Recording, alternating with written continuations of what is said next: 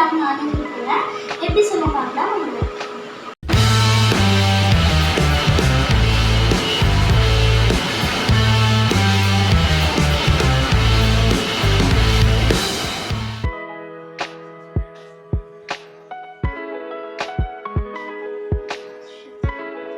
வெங்காயம், தக்காளி, உங்களுக்கு தேவையான அளவு பச்சை மிளகாய், காரத்துக்கு ஏற்ற அளவு இஞ்சி பூண்டு பேஸ்ட் வந்து 3 டீஸ்பூன் கிட்ட கம்மியாக வச்சுக்கலாம்.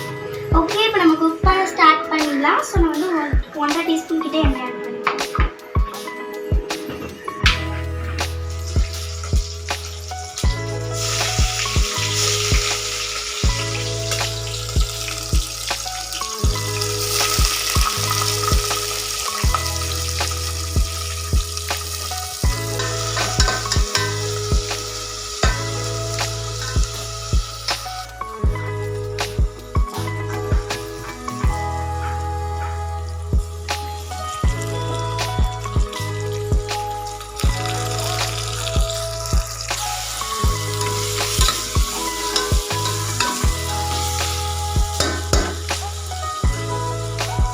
பவுடர் போட்டுட்டு இருக்கேன்.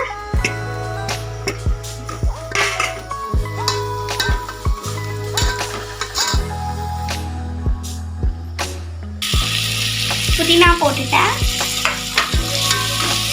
கொத்தமல்லியும் போட்டுட்டேன். ரெண்டுத்தையும் போட்டு நல்லா வதக்கி விட்டுடுங்க. தக்காளி போட்டுட்டோம்.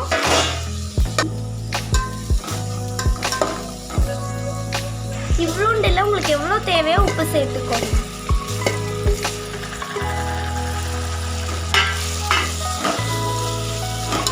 தக்காளி சேர்த்ததுக்கப்புறம் சேர்த்திங்கன்னா நல்லா தக்காளி வதங்கும். ஸோ நல்லா இப்போ சேர்க்க சொல்லுது.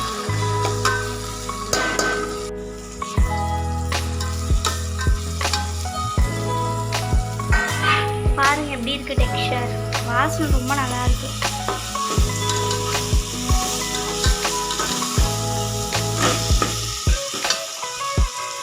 தயிர் சேர்க்க போகிறேன் உங்களுக்கு தேவையான அளவு.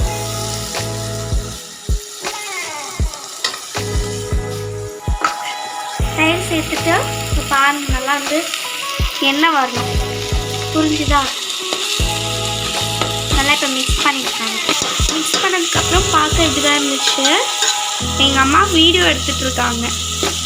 ஹார்ட் ஒர்க் பண்ணி அம்மாவை குக் பண்ணிகிட்ருக்கேன். கொஞ்சம் பாருங்க நல்லாயிருக்கும். டேஸ்ட்டும் சூப்பராக இருக்கும். ஹார்ட் ஒர்க்குக்கு இருங்க காமிக்கிறேன். பாருங்க இப்படிதான் இருக்கணும். காய் நல்லா குக் ஆகணும். ஆனால் இப்போ வெறும் அரிசி வந்து ஊற வச்ச தண்ணி மட்டும்தான் சேர்த்துருக்கேன். நான் எவ்வளோ அரிசிக்கு தண்ணி ஊற்றணுன்றது சொல்கிறேன் இருங்க. எவ்வளோ ஊற்றணும்னு தெரியலனா 1க்கு 1 டம்ளர் அரிசிக்கு 1.5 டம்ளர் தண்ணி ஊற்றணும். இந்த ரேஷியோ படி தான் நான் ஊற்றிருக்கேன்.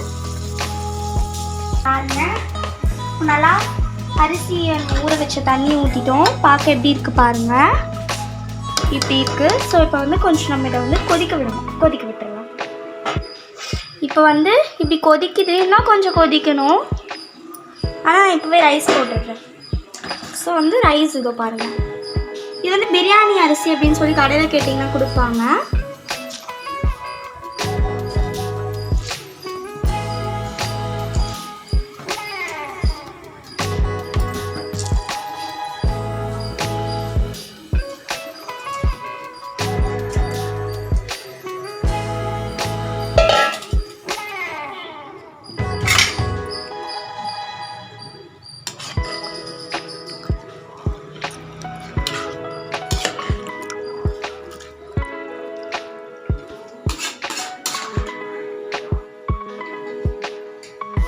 இப்போ நம்ம க்ளோஸ் பண்ணி வச்சுக்கலாம்.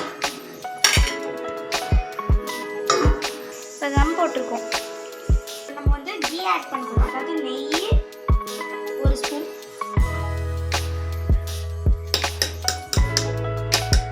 ஒன்றுன்றது உங்களுக்கு 1.5 கூட நீங்கள் ஆட் பண்ணலாம்.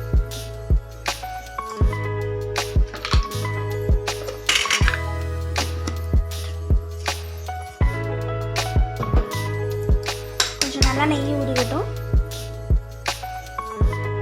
இப்போ வந்து இதில் வந்து நம்ம கொஞ்சம் கொத்தமல்லி எடுத்து வைக்கணும் கடைசியில் போடன்னு சொல்லிட்டு. இப்போ நெய் போட்ட உடனே அந்த கொத்தமல்லி அப்படியே மேலே போட்டு விட்டுருங்க. கொஞ்சமாக தான் எடுத்து வச்சேன், போட்டுக்கோங்க.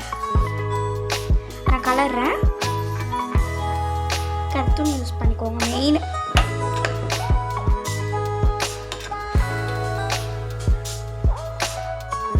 வாவ், ஆவி பறக்கிறத பார்க்கும்போது சூப்பராக இருக்குது.